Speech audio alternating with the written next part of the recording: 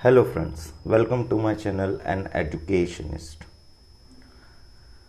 आज हम सीखेंगे क्लास में कि न्यूमेरिकल को कैसे सॉल्व किया जाए। How to solve numericals of motion. तो before coming to the numerical, आपको ये आइडिया होना बहुत ज़रूरी है कि हम कौन कौन से फॉर्मूलेज यूज़ करेंगे और किस तरीके से हम न्यूमेरिकल को अप्रोच करेंगे क्वेश्चन पढ़ने के बाद। मीन्स बेसिकली आपको थिंकिंग प्रोसेस को समझने की ज़रूरत है।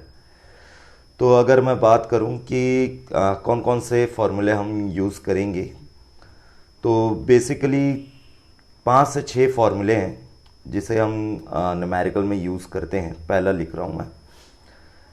पहला है एवरेज स्पीड का। एवरेज स्पीड को v के ऊपर ऐसा बार से हम डिनोट करते हैं। फॉर्मूला कैसे लिखते हैं? टोटल डिस्टेंस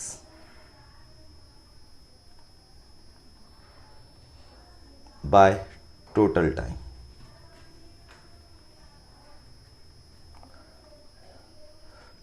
दूसरा फॉर्मूला एवरेज वेलोसिटी का। इसका फॉर्मूला लगभग सेम है, 2 फॉर्मूले यूज़ करते हैं हम इसमें। Total displacement by total time, by total time. Then हम यूज़ करते हैं तीसरा फॉर्मूला सारे equation of motion. Equation of motion v equals to u plus a t, then s equals to u t plus half a t square, and the third one v square is equals to u square plus 2as।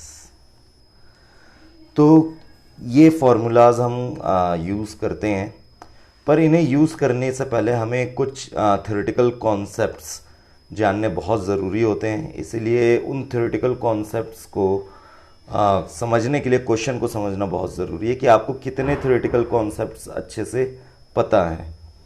तो जैसे कि आपको ये पता होना चाहिए कि 1 dimension में डिस्टेंस एंड डिस्प्लेसमेंट दोनों सेम होता है। देन डिस्टेंस कभी निगेटिव नहीं हो सकती, वो हमेशा पॉजिटिव रहेगी। डिस्प्लेसमेंट निगेटिव, ज़ीरो, सारी क्वांटिटी हो सकती है। तो ये सारी चीज़ें आपको समझ में आनी चाहिए।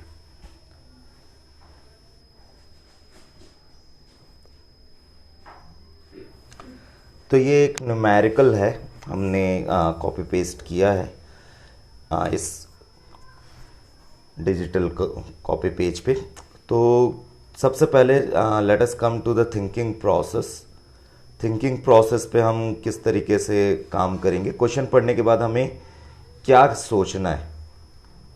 ओके, ये बहुत ज़रूरी है। तो ये थिंकिंग प्रोसेस के बिना आप सॉल्व न्यूमेरिकल को नहीं कर सकते हो। तो चलो क्वेश्चन पढ़ते हैं हम कि भाई a train accelerates from 36 kilometre per hour to 54 kilometre per hour in 10 second. Calculate acceleration and distance covered by train. तो क्वेश्चन पढ़ने के बाद आपको कुछ चीज़ें समझ में आई होगी। चीज़ें कौन से समझ में आई कि भाई एक ट्रेन है, वो असल रेट कर रही है। असल रेट का मतलब आपको समझ में आना चाहिए। असल रेट का मतलब आगे बढ़ना, आगे बढ़ रही है। आगे जब बढ़ेगी तो 2 चीज़ें होगी। आगे बढ़ना, आगे जब बढ़ेगी तो 2 चीज़ें होंगी, या तो वो कांस्टेंट स्पीड से मूव कर रही होगी, पर यहाँ पर ऐसा केस नहीं है। वहाँ क्लियर बोल दिया है कि भाई 36 किलोमीटर पहले उसकी स्पीड थी और 10 सेकेंड बाद उसकी स्पीड हो गई 54 किलोमीटर। मतलब भाई कि वो एक इनिशियल वेलोसिटी कितना 36 किलोमीटर पर आवर से मूव कर रही थी, और 10 सेकेंड के बाद उसकी जो वेलोसिटी हो गई वो हो गई 54 किलोमीटर पर आवर की। राइट, कितने सेकंड बाद हो गई, वही टाइम है हमारा 10 सेकंड बाद। तो ये चीज़ जो हमने सोचा इसी को हम लिखते हैं गिवन में, यही चीज़ हमने गिवन में लिखा। इसके बाद आपको फाइंड क्या करना है, टू फाइंड में लिख लो। दो चीज़ यहां पर फाइंड करनी है, पहला एक्सेलरेशन, एक्सेलरेशन को हम ए से डिनोट करते हैं, और दूसरा फाइंड करनी है डिस्टेंस कवर्ड। तो दूसरा शॉर्ट पे लिख रहा हूं मैं डिस्टेंस कवर्ड। तो एक एक करके करते हैं कि भाई अब सबसे पहले सेकंड चीज़ आपको, ये तो गिवन लिख लिया, टू फाइंड लिख लिया, लेकिन आपको फॉर्मूला यूज़ करने से पहले, कौन सा फॉर्मूला, सपोज अगर आप यूज़ कर रहे हो एक्सेलरेशन फाइंड आउट करने के लिए, पहला फॉर्मूला, राइट, तो आपको जो फॉर्मूला है a=v-u/t, इसे यूज़ करने से पहले ये ध्यान में रखना है कि भाई थ्रू आउट आपको यहाँ पर जो भी वैल्यू पुट करनी है, values must be in SI unit, must be in SI unit. ये आपको पहले चेक कर लेना है बिफोर यूजिंग द फॉर्मूला। तो यहाँ पर मैं चेक कर रहा हूँ कि ना ही किलोमीटर पर आवर का SI यूनिट से लिंकअप है, ना दोनों यूनिट जो initial velocity and final velocity में दी हुई है वो दोनों SI यूनिट में नहीं है। तो मुझे क्या करना होगा, कन्वर्ट करना होगा। तो अगर मैं बात करूं कि अगर मुझे किलोमीटर पर आवर में कंप्लीट करना है, कन्वर्ट करना है चीज़ों को, तो मुझे एक वैल्यूज़ याद होनी चाहिए, 36 × 5/18 मीटर पर सेकेंड, राइट। ये वैल्यू से आप आसानी से कन्वर्ट कर लोगे, राइट। कन्वर्जन फैक्टर है ये बेसिकली। अगर मैं लिखूं कि अगर आपको किलोमीटर पर आवर को कन्वर्ट करना है मीटर पर सेकंड में, तो आपको मल्टीप्लाई करना होगा 5/18 का, राइट। तो ये वही मैंने किया है यहाँ पर। तो थोड़ा सा स्पेस कम है, 18 1 ज़ा 2 ज़ा, तो जो 36 किलोमीटर पर आवर थी वो हो गई, इस साइड लिख रहा हूँ मैं, 10 मीटर पर सेकंड। इसी तरीके से 54 का भी कन्वर्जन करना पड़ेगा। सो 54 × 5/18 मीटर पर सेकंड, राइट, ये मीटर पर सेकंड। तो 18 1 ज़ा 18, 3 ज़ा and 3 5 ज़ा 15. So here I am going to write 15 metre पर सेकंड। अब मैं फॉर्मूले में पुट कर दूंगा ये वैल्यू को। फॉर्मूले में v की वैल्यू कितनी है भाई, 15 माइनस u की वैल्यू 10। दोनों की यूनिट क्या है, दोनों की यूनिट है मीटर पर सेकंड, और टाइम की 10 सेकंड्स। सिंप्लीफाई कर लो, वैल्यू क्या मिलेगी, 5/10।